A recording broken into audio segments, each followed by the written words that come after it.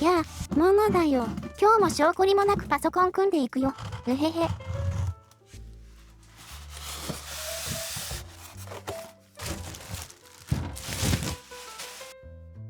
今回のケースは、クーラーマスターのマスターボックス600。今年発売した新型のミドルタワーケースだね。かっこいい。中身はこんな感じ。付属のファンは正面に3つ、後ろに1つとかなり充実してるね。そして一番の特徴がこの正面3つのファンでね、これ全部 140mm の大口径ファンなんだよ。普通のミドルタワーだと 140mm2 つか 120mm3 つの構成が多いからね。140mm3 つ、フルタワークラスのエアフローをミドルタワーで実現してるのがこの子の強みだね。そして、そんなファンを活かすための仕組みも搭載してて、それがこのファンハブ。これはケース裏側の左上に備え付けられてる小さな基板なんだけど、実はこのケースで一番感心したのがここだね。ファンの回転数を制御するための PWM4 ピンケーブル、そして光らせるための ARGB3 ピンケーブルがあらかじめ全部配線されてるんだよ。特にマスターボックスに備え付けられてる光るファンはたくさん搭載すると配線がカオスになりがちなんだけど、この子ならさっき言った通り配線済みだから、あとはファンハブをつなぐだけ。これファン付属だからこそできるゲートだよね。とても考えられてる。そしてそれ以外のスペックもおさらいしておくと、マザーボードが制限付きの EATX まで対応。MSI、プロジェクトゼロや ASUS の BTF みたいな裏配線マザーにも対応してるよ。そして CPU クーラーが空冷だと高さ 170mm まで、水冷クーラーの場合はフロントが最大 420mm のラジエーター、トップが 360mm のラジエーターに対応してるね。そしてグラフィックスカード長さは最大 410mm まで対応。電源は標準的な ATX 電源に対応しているよ。前側の端子類は USB 3.2 の Gen 1に対応するタイプ A 端子が2つ、Gen 2×2 に対応するタイプ C が1つの構成。オーディオはマイクとヘッドフォンを兼ねる 3.5mm のコンボジャックだね。カラーはブラックとホワイトの2色。標準モデルの他にファンがついてないライトモデルもあるよ。それぞれ価格が通常モデルはおおよそ16,000円、ライトモデルが9,000円ほどだね。さてだよ、そんなマスターボックス600を使って1台パソコンを組んでいくよ。今回は久しぶりに黒で。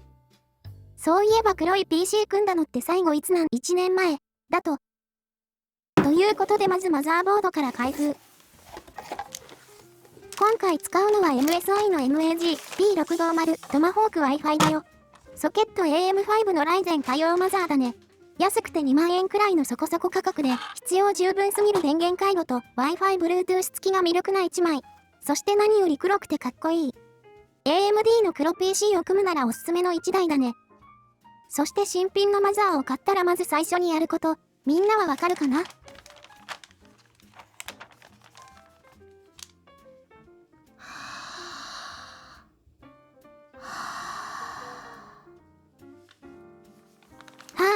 たまらん。MSI の袋は少し甘めの香りな気がする。マザボソムリエの方がいたら教えてほしいです。そしたら CPU を取り付けてくよ。今回使うのは Ryzen 7 7800X3D。みんなおなじみ X3D でゲームに強い CPU だね。買った時は5万円だったのがいつの間にか8万円くらいになっててびっくりしちゃった。今買うなら後継の 9800X3D がいいだろうね。他にもいろんなライゼンがあるからここら辺はお好みで。そしてメモリは Vengeance RGB DDR5 の 32GB。SSD はウェスタンデジタルブラックの SN770 1TB。32GB メモリと 1TB の SSD は令和のゲーミング PC に必要。そんな感じでマザーを仕上げたら次にケースを分解。サイドパネルは普通のネジ止め、ガラスパネルが落ちないようにストッパーあるのいいね。固定ラッチもあるから安心感抜群。そして向かいのパネルも外して、正面もパックリ。マザーを入れ込んでくよ。ネジで留めて。そしたら配線作業を、ケースとかファンのケーブルをマザーボードに接続していくよ。ここは自作力が試される、危険なゾーンだ。今回配線していくのは、ケース前側の端子用の USB 3.2 Gen 1コネクタ、USB-C コネクタ、オーディオコネクタ、各種電源ボタンを使うためのフロントパネルコネクタ、そして冒頭で話したファンハブ用の PWM4 ピンコネクタと ARGB3 ピンコネクタだね。配線してく。マザーを2つのエリアに分けて、それ基準に配線を分割。お互いが重ならないように左右に配線を割り振ってくよ。オレンジエリアは裏配線左側のスペースで配線して、ブルーエリアの配線は中央から下に落としていくことで、配線が重ならずに、後で電源ケーブルをマザーと接続するためのスペースも確保できる。結構使いやすい配線だから真似してみてね。アバウトな配線が決まったらコネクタ接続。最後に結束バンドでケーブルをしっかり固定していくよ。ざっとこんな感じか。次にハードディスクも取り付けていくよ。最近はハードディスクを積まなくなってきたけど、このケースはちょっと話が違う。こんな感じに付属のパーツを取り付けて、ガッチャンコ。最大で2台搭載できる。ネジいらずだ。ここまでスムーズなのは久しぶり。これならバックアップ用のハードディスクとか入れてもいいんじゃないかな。素晴らしいねこの機構は。そして電源も取り付けていくよ。電源はクーラーマスターの GX3 ゴールド 850W。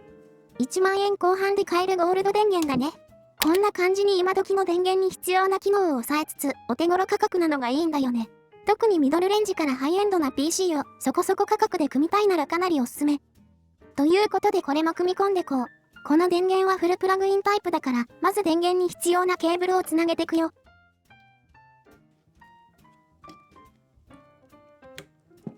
ケーブルを取り付けたら次にケースに入れ込んでく。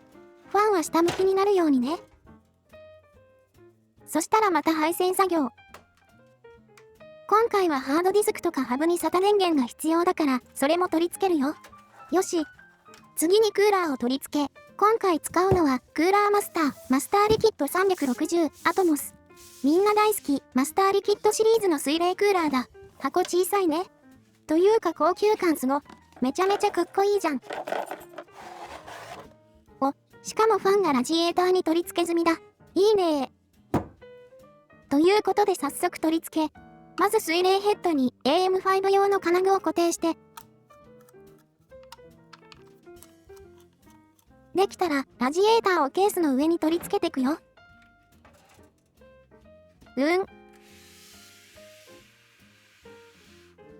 ケーブル3。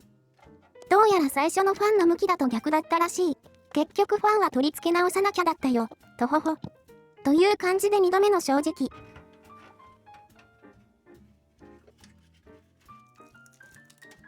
おー、なかなかいい感じ。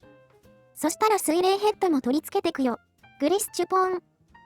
今回はクーラーマスター流のやり方でやってみる。グリスを水冷ヘッドに塗って、付属のヘラでペタペタペタペタペタペタペタペタペタペタペタペタペタペタペタペタちょっとグリスターしてペタペタペタペタペタペタペタペリペリ。ほうほう。この方法なら誰でもグリスを適切量塗れそう。ただペリペリが1回きりってのと付属のグリス使い切るくらい大量消費しちゃうのが難点かな。慣れた人ならいつも通りの塗り方でいいと思う。ちな私は中央と四隅にポツポツ乗せるタイプ。今日もヘラ塗りしてるやつの顔面に拳を叩き込んで圧着の偉大さを思い知らせてやるんだ。そんな感じでヘッドも取り付けて。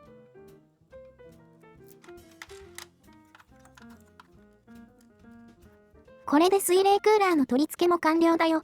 そしたら細かい配線もして。動画にすると分かりにくいからこれもイラストで、こんな感じ。細かいから一時停止推奨だよ。ちょっち拡大。青い線が配線した ARGB3 ピンケーブルで、オレンジが PWM4 ピンケーブル。緑の線がファンハブに電力を供給する SATA 電源ケーブルね。ケースのファンハブには一つだけ ARGB 端子が余ってるから、ラジエーターの ARGB3 ピンをそこに接続してるよ。そして最後、グラボを取り付けてく。今回使うのは MSI の RTX4070 スーパーゲーミング X スリム。黒いだよ。へへ。やっぱり MSI のグラボは見た目がいいね。そしたら取り付けてくよ。まずケース側のブラケットのカバーを取り外し、ここのパキパキするタイプのブラケット、安いケースでありがちなやつだね。マスターボックス600は結構ハイエンドもいけちゃうケースだから、ここもしっかりハイエンドに似合う仕様でいて欲しかったなっていうのが一つ。それができたらグラボを取り付けていくよ。マザーのラッチを外して、しっかりネジ止め。そしたらグラボの電源ケーブルも取り付け、このクーラーマスター電源のグラボ用のケーブル、こんな感じに90度の L 字になってて、取り回しが最高なんだよね。これで下からおしゃれにケーブルを取り付けて、取り付けて、取り付け。これ逆だ。こっちか。これは、問題はないよ。これでも、機能としては何の問題もない。でもこのケーブルの伸び方はな、ちょっと納得できないな。よし。なら私の答えは、これ。クーラーマスター、ユニバーサルバーチカル GPU ホルダーキット ARGB。自腹で買ってきたよ。どんなパーツなのかは見てればわかるよ。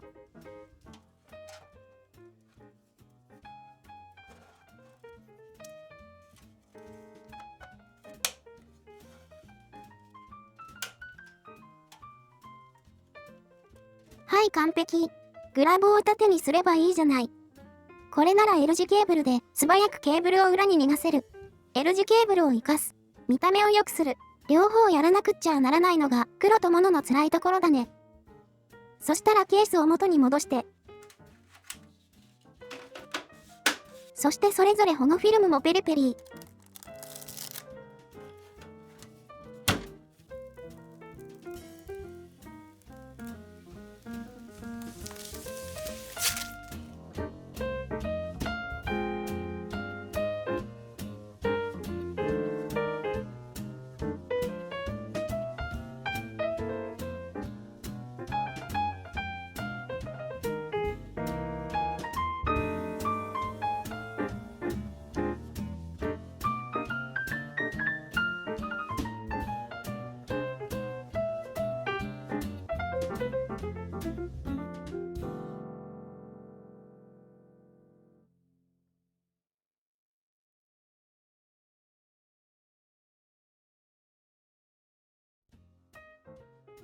ははは、最高だよ。見てこの圧倒的ビジュアル。クーラーマスターで光らせるなら紫は外せない。このメーカーの紫は、他とは違って透明感が強いんだよね。水冷ヘッドのデザインもイケてる。そしてこの縦向きのゲーミング X スリム。これのかっこよさは前回のテラの動画で実証済み。やっぱりこのグラボはこっちの面のデザインがめちゃめちゃかっこいい。それとこの縦差しブラケットも、ここが間接照明になっててめちゃめちゃおしゃれだよ。へへ。黒と紫、私のモチーフカラーで見た目最強とか、たまらんらん。そしてまだ自作 PC は終わらないよ。この音を聞いてほしい。これをどう思う？すごい、うるさいです。ということでファンの回転数を調整してく。BIOS 画面に入って、原因はこれだ。ファンがフル回転してるでしょ？ 1800rpm、そりゃうるさい。ということで PWM 制御に切り替え、1000rpm に固定してくよ。比較。おーよしよしいい子だね。それでもうるさいなら 800rpm ぐらいでいい。ここはお好みで。ついでにメモリもオーバークロックしておこう。AMD Expo 適用。DDR5 4800 から DDR5 6000に。これで簡単な設定は完了だよ。そしたら次は温度と安定性テストもしてくよ。ストレステストツール OCCT を起動。まず温度に問題がないかチェックするよ。モードをコンビモードにして CPU とグラボをして、両方を 100% 負荷になるようにして1時間テストしたよ。結果はこんな感じ。CPU が最高温度85度、最高クロックが 4.6GHz。グラボが最高温度70度、最高クロックが 2700MHz 後半。どちらもサーマルスロットリングには触れてない温度で、動作は全く問題ないね。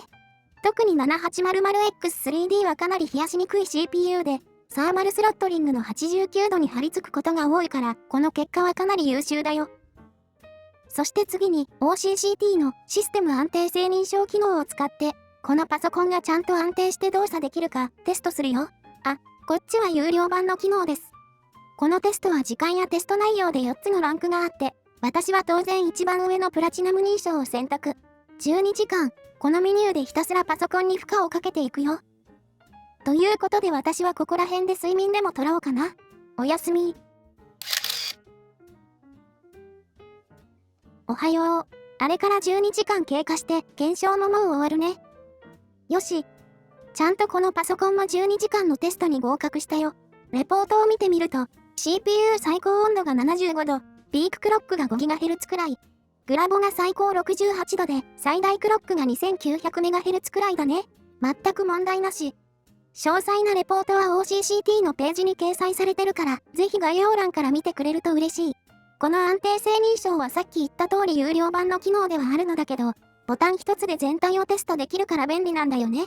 結果はネットにアップされてるから見返したりデータを共有したりも簡単だし、課金はサブスク制だからパソコンを組んだ月だけでも有料版に入っておくといい感じだよ。ということでパソコンができたから早速遊んでみる。まず最初、ゼンレスゾーン0から。画質は WQHD 解像度のグラフィック最高設定。モノはゲームは結構苦手なんだけど、ゼンゼロは簡単操作でかっこいいアクションができるから好きなんだよね。キャラクターも可愛いし、アンビーちゃん推しです。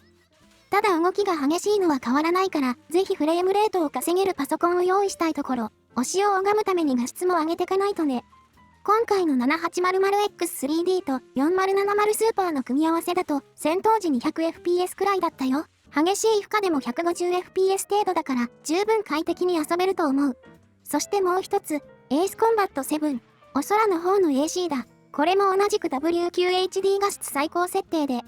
見てみて、このグラの綺麗さ。レンダリング品質をマックスの200にするとこんな感じになるんだよ。めちゃめちゃ綺麗でしょ。おお、やっぱこの広い空で戦闘機動かすの楽しい。カジュアルモードで遊べるのもポイント高いね。映画みたいなストーリーで BGM も相変わらずいいから満足度高いよ。ちなみにフレームレートだけど、だいたい 100fps 前半をキープ。このゲームはプレステとかでも遊べるけども、どうしてもグラは落とさないといけないからね。この圧倒的な画質と FPS の両立はハイスペック PC ならでは。値段、モノちゃん賢くないからわかんない。と、これだとただのゲームおすすめコーナーだから、ベンチマークもテストしてくよ。まず FF14 ベンチマーク。結果は 21,653 点で、一番上、15,000点オーバーの非常に快適の評価だね。そして次に FF15 ベンチマーク。こっちは 15,236 点で、これも一番上の 12,000 点オーバー、非常に快適の評価だよ。そして最後に、サイバーパンク2077のレイトレーシングあり、ウルトラ設定。これは平均 93fps。レイトレありだからさすがに重いけど、それでも 60fps を安定して出せてるね。さらに DLSS3 のフレーム生成を使えば、平均で 143fps と 120fps を安定できる数字になるよ。ほとんどのタイトルで WQHD 画質の最高設定を高いフレームレートで快適に遊べる構成だと思う。4K もいけなくはなさそうだけど、そこはゲームとかプレイスタイルと相談だね。そしてエアフローも見てみる。いつも通りスモークマシンを使うよ。へへ、やっぱこれだけファンがモリモリだと空気の入れ替えが早い。中のパーツの冷却性能は間違いなく活かせると思うよ。そして最後に騒音も。